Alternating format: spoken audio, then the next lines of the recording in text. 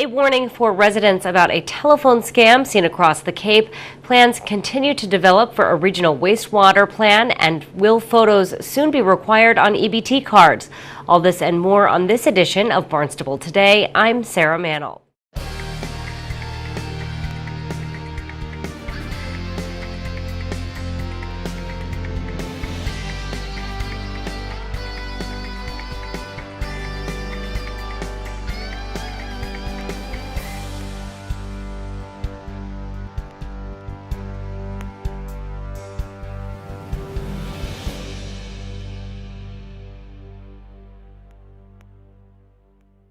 Police Chief Paul McDonald wants residents to know that a potential telephone scam is making its way across the Cape. Individual calls, usually from outside the country, usually in Mexico or Uruguay, somewhere down South America.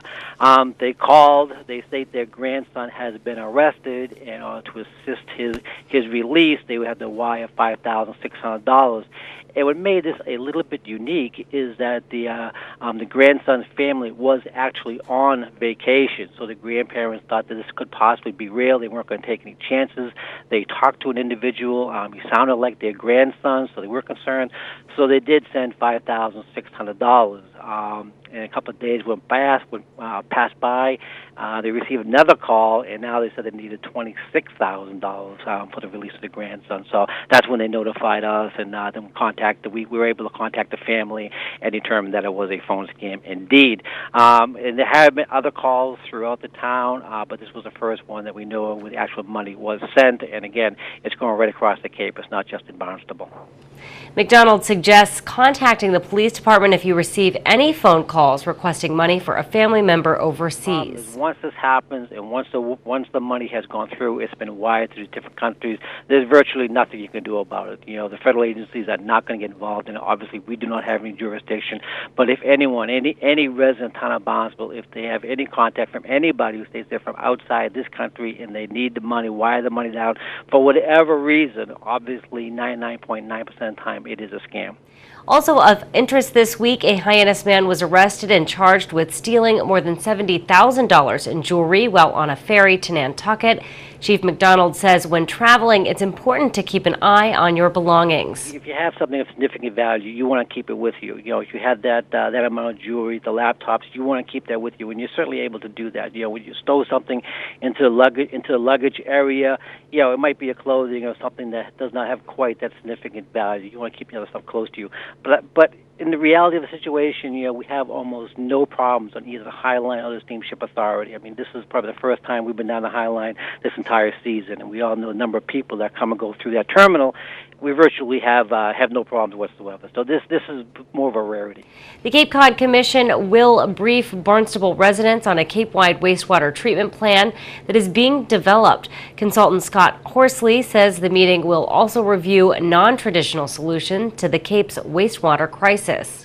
But we're also going to look at a number of what might be considered alternative or green technologies, everything from innovative and alternative on-site systems to what we call eco-toilets, things like composting toilets and urine diversion systems, and then a whole series of, again, green technologies, vegetative technologies like phytoremediation using plants to treat the water. We're going to look at growth management as a technique to control nutrients, and things like stormwater management and smart growth. The meeting will be held at Barnstable Town Hall Thursday afternoon from 4 to 6. The public is welcome to attend. An Osterville drawbridge is getting an update. The bridge that connects the mainland with Little Island and Grand Island is a mainstay for residents. What we have there is a drawbridge that raises to allow boats and vessels to connect in that channel to the North Bay where the marinas are. That bridge has been in existence since 1946, I think. So it's coming up on 70 years old. And for all those 70 years, it's been a very reliable structure, allowing cars to pass, but also to elevating when boats need to come by. And what happens is the vessels can either radio or use their horns to let the bridge operator, and there is an individual there from 7 in the morning to 9 at night that can raise and lower that bridge using electricity and motors and things. But also, on occasion, we have to, because of troubles, we have to let it down mechanically, and you can actually crank the bridge down.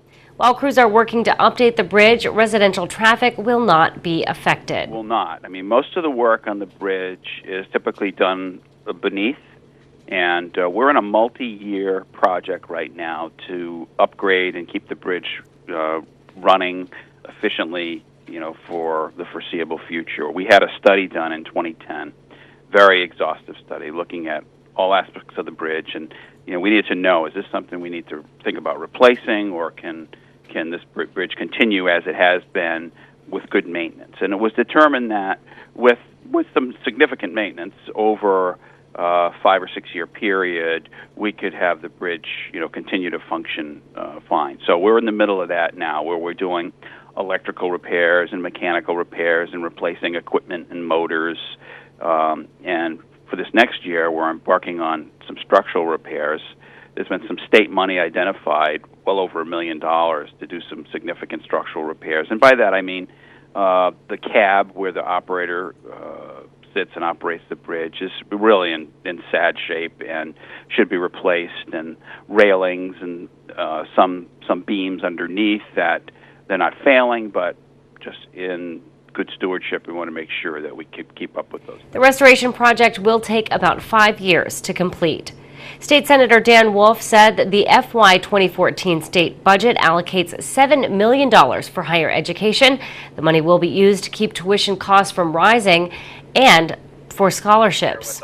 Just to give you a little history, because you don't go back as far as I do, but in 1982, and that's just, 30 years ago, if you wanted to go to UMass Amherst, which is one of the best institutes of higher education, I think, in the country, you could go there for $3,800 a year for room, board, and tuition, which means that, a student from anywhere in Massachusetts could come down to the Cape, wait tables for the summer, and put themselves through a year at UMass Amherst, which is a pretty amazing reality when you think about it. That, when we talk about social mobility and the American dream, the heart and soul of that is about education.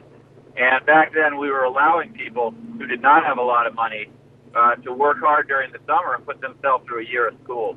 Now that same year of school, room, board, and tuition is closing in on $25,000.